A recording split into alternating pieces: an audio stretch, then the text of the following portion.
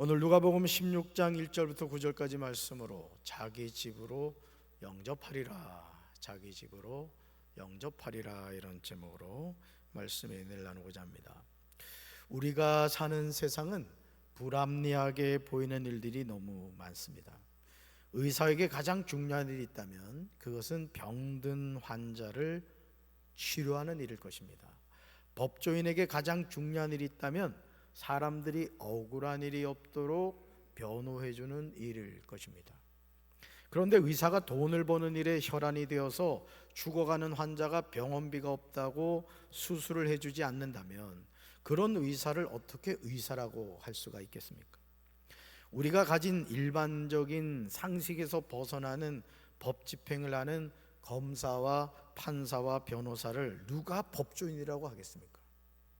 그러나 이런 일들이 비일비재하게 일어납니다. 오늘 우리가 살고 있는 조국 대한민국의 현실은 암담하기 그지없습니다. 어느 곳을 바라보아도 우리가 찾는 희망이 보이지 않습니다. 그러나 그럼에도 우리가 희망의 노래를 부를 수 있는 이유는 하나님이 살아계시기 때문이에요. 아멘. 불의한 일이 너무 차고 넘치는 것 같고 정말 억울하게 고통당하는 이들이 너무 많은 것이 현실이지만은 그러나 그 모든 것을 지켜보시고 그 모든 것을 심판하시는 하나님이 계시다는 거죠. 그 하나님이 누구 하나님? 나의 하나님이다.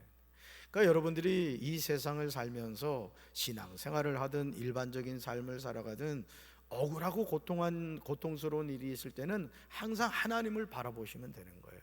아멘이십니까? 아모스 5장 4절에서 여호와께서 이스라엘 족속에게 말씀하신 내용이 있습니다. 바로 그것이 이거예요. 읽어봅시다. 너희는 나를 찾으라, 그리하면 살리라. 너희는 누굴 찾으라고요? 하나님을 찾으래요. 그리하면 어떻게 된다? 살게 된다는 거죠. 허물과 죄로 죽은 인생이 사는 길은 하나님을 찾는 겁니다. 너희는 나를 찾으라, 그리하면 살리라는 말씀을 명심해야 합니다.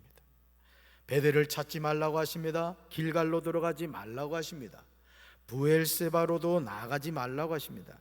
그러시면서 너희는 여호와를 찾으라, 그리하면 살리라고 말씀하십니다. 이제 우리는 우리가 사는 길을 분명히 찾고 살아야 할 줄로 믿습니다. 아모스 5장 24절에서 하나님이 우리 삶에서 찾고 계신 것을 제시하고 있어요. 같이 읽습니다. 오직 정의를 물같이 공의를 마르지 않는 강같이 흐르게 할지어다. 아멘. 우리 대한민국 검사, 판사, 변호사들이 아모스 5장 24절을 꼭 암송해야 돼. 아주 나쁜 검사들, 아주 나쁜 판사들이 너무 많아요. 변호사들도 마찬가지죠. 이제 우리 삶에서 정의를 물같이 흐르게 해야 될 줄로 믿습니다. 공의를 마르지 않는 강물같이 흐르게 해야 돼요. 이것이 하나님의 자녀로서 바른 삶의 모습입니다. 누가복음 16장 1절부터 13절에는 옳지 않은 청지기 비유가 나옵니다. 이 비유의 말씀은 예수님이 제자들에게 하신 것을 보게 되는데 초점은 재물의 올바른 사용에 대한 교훈입니다. 따라합시다. 재물의 올바른 사용에 대한 교훈. 좀 길어지니까 자신감이 없어요. 우리 말씀 같이 읽습니다. 또한 제자들에게 이르시되 어떤 부자에게 청지기가 있는데 그가 주인의 소유를 낭비한다는 말이 그 주인에게 들린지라. 아멘. 예수님이 하신 비유에서 우리는 어떤 부자에게 청지기가 있었음을 보게 됩니다. 누가복음 16장에 나오는 빚진 자들의 빚진 정도를 살펴보면 어떤 부자는 큰 부자라는 사실이 틀림없어요. 이 빚이 보통 규모가 아닌 거예요. 엄청난 규모인 것을 보게 돼요. 그러나 예수님의 비유에서 초점은 어떤 부자가 아니라는 겁니다. 위기의 때를 맞아 지혜롭게 재물을 융통한 청지기에게 맞춰져 있습니다. 그렇다면 여기 나오는 청지기는 어떤 사람이었을까요? 그는 어떤 부자의 청지기로서 해서는 안 될 일을 하였습니다. 바로 그것이 주인의 소유를 낭비하는 일을 한다는 거예요. 그런데 불행하게도 청지기가 주인의 소유를 낭비한다는 말이 누구 귀에 들렸다? 그 주인의 귀에 들렸다는 거예요. 그동안 청지기가 감춰왔던 불의한 행동이 드러나게 되었습니다.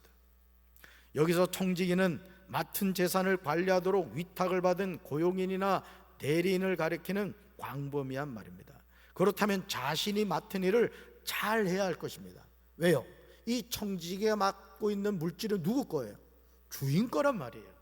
그러면 청지기는 그 주인의 재물을 잘 관리하고 그걸 돌보는 일을 해야 될 텐데, 어떤 말이 주인에게 들렸다고요? 주인의 재물을 낭비한다는 말이 주인의 귀에 들렸다는 것이죠. 청지기는 주인의 소유를 잘 관리하는 게 아니라 낭비하는 일을 하였습니다. 여기서 청지기가 주인의 소유를 낭비한다는 것은 돈이나 재물 등을 마구 탕진하는 행위를 가리킵니다. 결국 꼬리가 길면 밟힌다고 불의한 행동이 발각이 된 거예요. 누가복음 16장 2절에서 주인은 자신의 소유를 낭비하는 청지기를 불러서 그에게 분명하게 말합니다. 말씀 같이 읽습니다. 자네에 대해 들리는 말이 있는데 이게 어찌된 일인가? 장부를 정리하게. 이제부터 자네는 내 청지기가 될 수 없네. 아멘. 사랑하는 성도 여러분, 어떤 부자에게 고용된 청지기가 한 행동이 얼마나 불의합니까? 자신을 고용한 주인에게 충성해야 하지 않겠습니까? 그러나 어떻게 된 일인지 이 청지기는 자기 주인의 소유를 낭비하는 악한 행동을 하였습니다. 그러므로 주인은 자신이 고용했던 청지기를 불러서 장부를 정리하라 이렇게 말합니다. 이제부터 자네는 내 청지기가 될 수 없다고 통보합니다. 이제 해고가 된 거예요. 지금까지 해오던 모든 사물을 청산하여 다른 사람에게 넘겨주라고 합니다.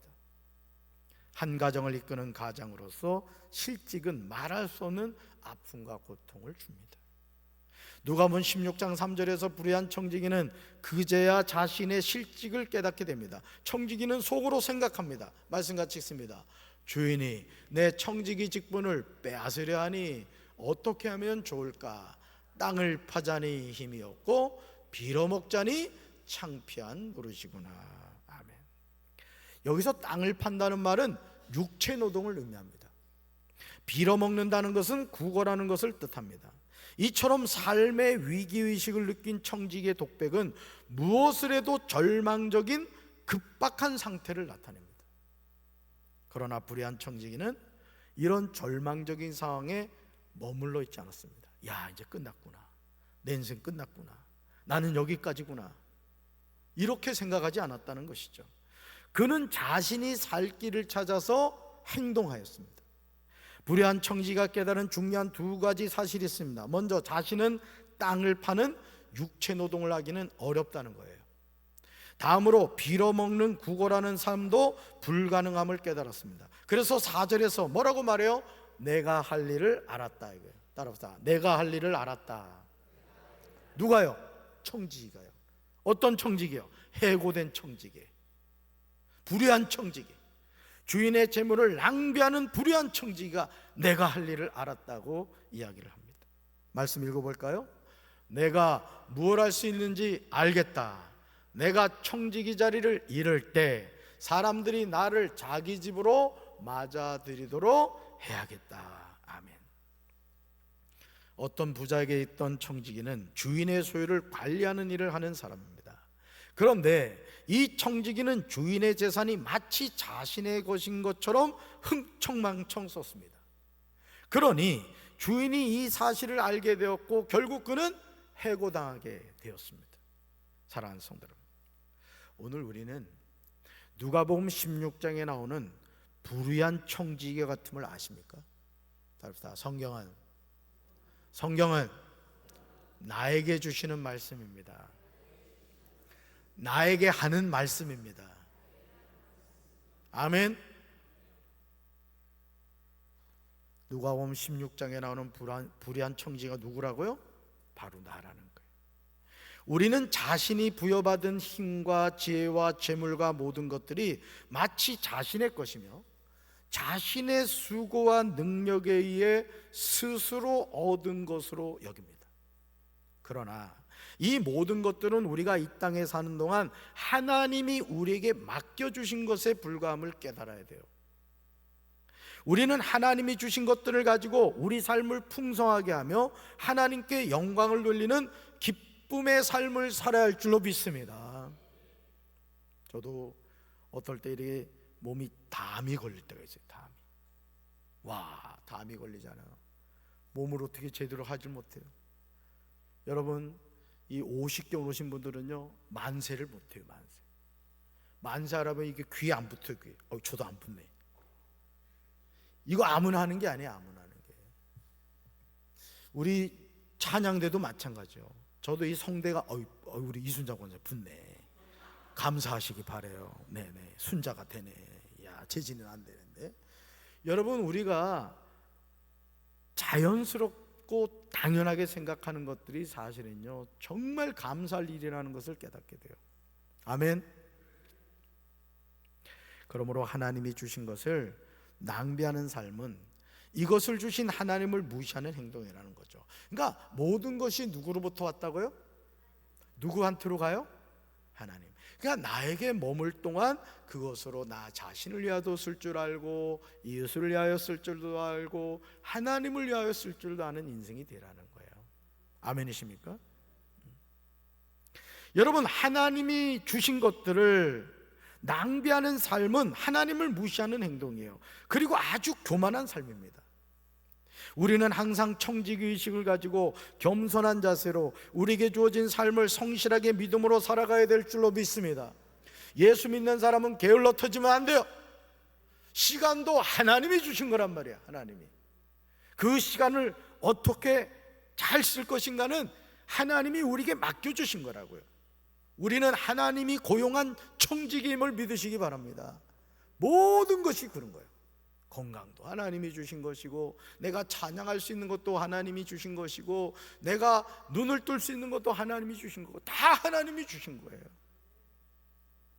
불의한 청지기는 실업자가 될 상황입니다. 그런데 이런 난처한 상황에서 불의한 청지기는 살 길을 찾아요.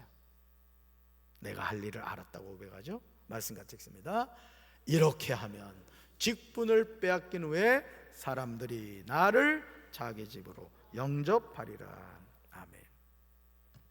누가복음 16장 5절부터 7절에서 불의한 청지기가 자신의 직분을 빼앗긴 후에 앞으로 어떻게 살아갈 길을 찾았는가에 관하여 구체적으로 나옵니다. 누가복음 16장 5절에서 청지기는 행동으로 옮겨요. 알게 되면 행동으로 옮겨야 되는 거예요. 말씀 같이 읽습니다. 주인에게 빚진 자를 일일이 불러다가 먼저 온 자에게 이르되 내가 내 주인에게 얼마나 빚졌느냐, 이렇게 이야기를 해요. 내가 빚쟁이, 빚진 자가 내 주인, 이 청지기가 섬기는 주인에게 얼마나 빚졌느냐는 것이죠. 그러자 뭐라고 대답하죠? 기름 100마리라고 대답합니다. 기름 100마리. 불의한 청지기는 여기 내 증서를 가지고 빨리 앉아 50이라 쓰라고 합니다. 기름 몇 마리인데? 100마리인데 얼마라고 쓰라고요? 50이라 쓰는 거. 얼마 깎아준 거예요? 50을 깎아준 거예요. 또 다른 이에게 너는 얼마나 빚졌느냐 묻습니다. 그러자 밀백석이라고 합니다. 그러자 청지기는 여기 내 증서를 가지고 80이라 쓰라고 합니다. 여러분, 밀백석인데 얼마로 줄여줬어요? 80으로 줄여줬어요. 몇 석을 줄여준 거예요? 20석을 줄여준 거예요.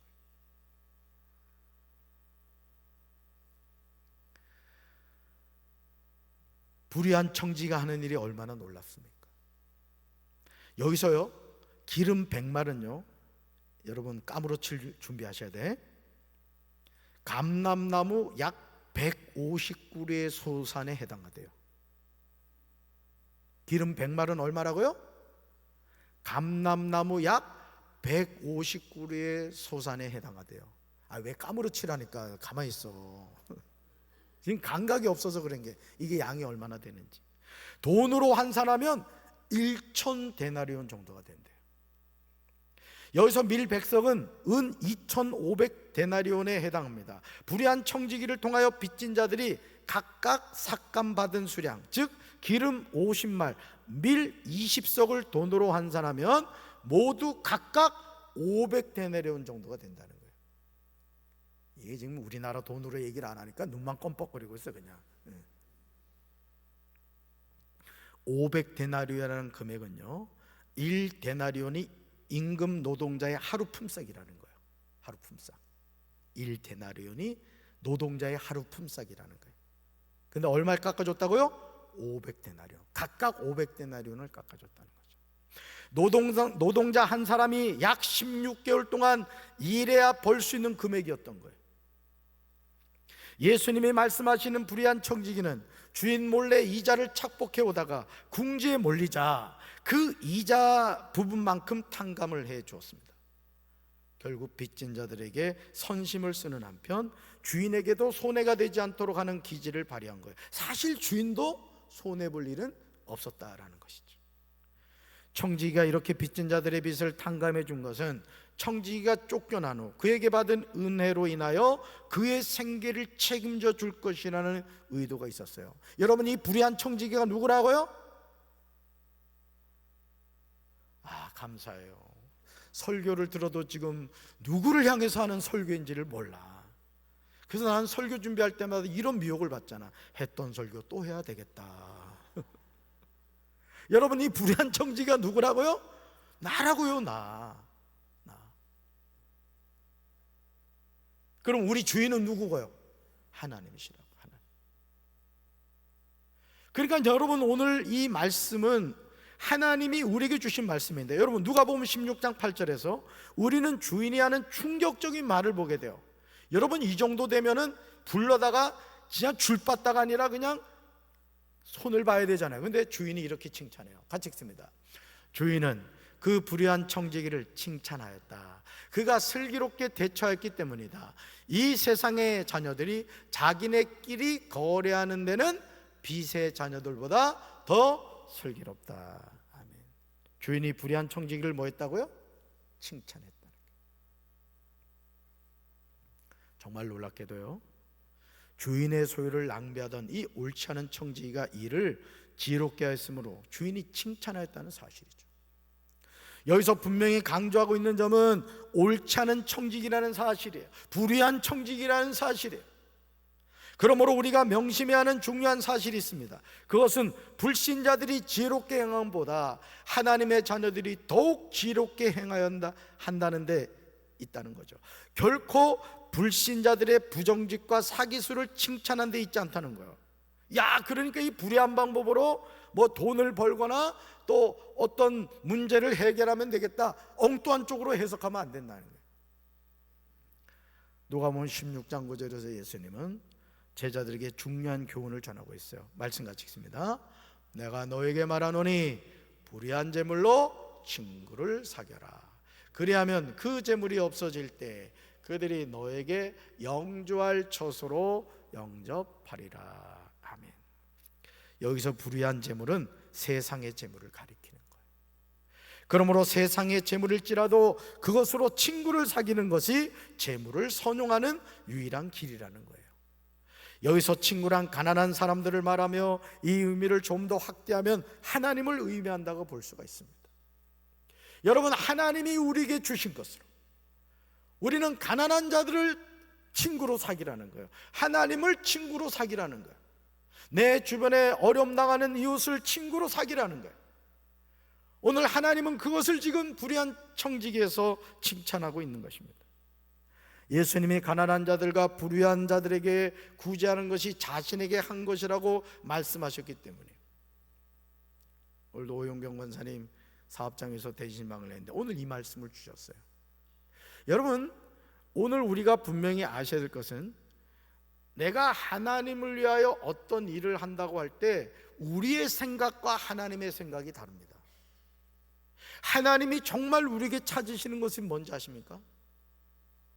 예를 들어 가난한 이웃을 우리가 아무 사심 없이 사랑으로 돌본다거나, 또 이런 명절 때 뭐 작은 선물이라도 전해준다거나, 또 때로는 그 가정에 뭐 아닌 말로 쌀이라도 20kg 한 포를 사다 준다거나, 라면이라도 몇 박스 사다 준다거나, 아무 사심 없이 마음에 감동이 돼서 그런 섬김을 할 때 그 섬김은 누구를 하는 것이다? 하나님을 위해서 하는 거라는 거예요. 할렐루야. 저는 우리 성도들이 그런 사랑과 구제를 베풀 수 있는 하나님이 인정하는 청지기들이 되기를 주님의 이름으로 축원합니다. 가난한 자들과 불의한 자들에게 구제하는 것이 예수님에게 한 것이라고 말씀하셨어요. 그러므로 세상의 재물은 우리 자신을 위해서 쌓아두면 안 되는 거죠. 왜냐하면 우리에게 있는 모든 부요함이 사라지고 남는 것이 전혀 없을 때가 온다는 거예요. 죽음 앞에서 세상의 부와 재물은 다 소용이 없게 됩니다. 제가 누누이 말씀드리지만 제가 이제까지 수많은 분들을 장례를 했어요. 그 장례를 하면서 단 한 푼이라도 가지고 가는 분을 보지를 못했어요. 그리고 가져갈 수 없는 게 여러분들한테만 알려드릴게요. 다 뒤져봐요. 자녀들이 부모님 돌아가시잖아요. 다 뒤져본다니까. 제가 그 돌아가신 분들 이렇게 정리해주는 일을 하는 분이 쓴 책을 제가 읽은 적이 있었어요.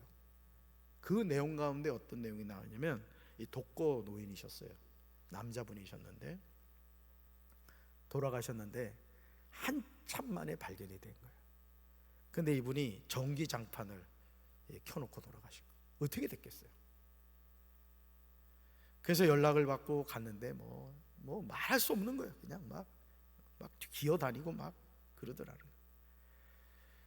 그래가지고 이제 그 돌아가신 분을 이렇게 거두고 전기장판을 이렇게 치우려고 봤더니요, 장판 밑에 5만 원꼴이 쫙 깔려있더래요.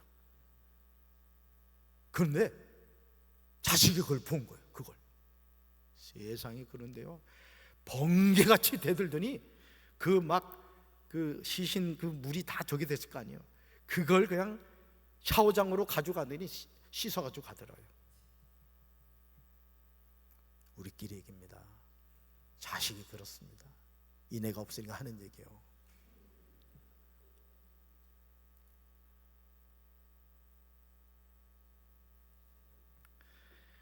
세상의 재물은 우리 자신을 위해서 쌓아두면 안 된다는 거예요. 죽음 앞에서 세상의 부와 재물은 다 소용이 없게 되는 거예요. 이제 우리는 부와 재물이 없어질 때를 대비해야 될 줄로 믿습니다. 영원한 하나님의 나라를 준비해야 되는 거예요. 여러분, 오늘 이 하루도 우리가 왜 산지 아십니까? 영원한 하나님의 나라를 준비하면서 산 거예요. 그 날이 오늘도 하루도 가까이 다가온 거예요. 아멘이십니까? 불의한 청지기가 주인의 소유를 낭비한 행동은 옳지 않습니다. 그러나 그는 자신이 청지기를 할 수 없게 된다는 사실을 알았을 때 불의한 재물로 친구를 사귀었습니다. 결국 자신이 해고된 후에 자기 집으로 영접하게 하였어요.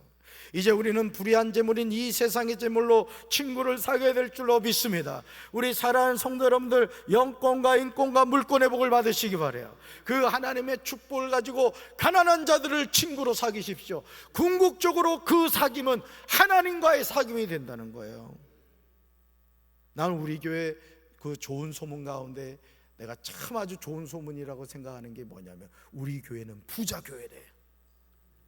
할렐루야. 여러분도 보니까 다 부자가 되게 생겼어. 얼마나 좋아요. 우리 교회는 부자 교회래. 그러니까 앞으로 여러분 흰 종이 좀 가지고 다녀.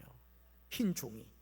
그래서 그게 뭐냐 하면은, 다른 얘기 하지 말고 이거 백지수표다, 그냥 그렇게 얘기하면 좋겠어. 가끔 그냥 써봐.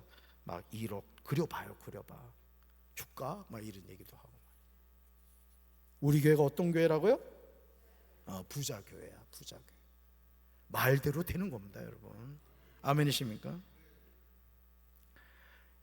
이제 우리는요, 불의한 재물인 세상의 재물로 친구를 사게 되는데, 여기서 친구는 누구라 그랬어요? 가난한 사람들이나 하나님일 수 있다는 거예요. 그러니까 여러분이 가난한 이웃을 섬기고 또 가난한 친구를 섬기고 내 주변에 정말 고통당하는 이에게 주님의 사랑을 전하는 것은 누가 기억한다? 하나님이 기억한다. 볼까요? 잠언 19장 17절에서 하나님이 말씀하셨어요. 말씀 같이 읽습니다.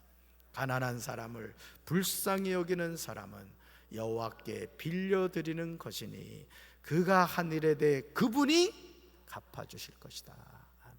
가난한 사람을 불쌍히 여긴 것은 누구한테 빌려드리는 거라고요? 그러니까 누가 갚아주겠어요? 하나님이 갚아주시. 할렐루야. 그러므로 불의한 재물로 친구를 사귀어야 됩니다. 그리하면 그 재물이 없어질 때 하나님이 우리를 영원한 처소로 영접하리라는 말씀대로 될 줄로 믿습니다. 그래서 저는 우리 교회가 이런 일을 더 많이 해야 돼요. 여러분 주보 보시면요, 우리 교회가 지금 국내 선교를 16군데를 하고 있고 해외 선교를 7군데 하고 있고요, 기간 선교를 7군데 하고 있어요.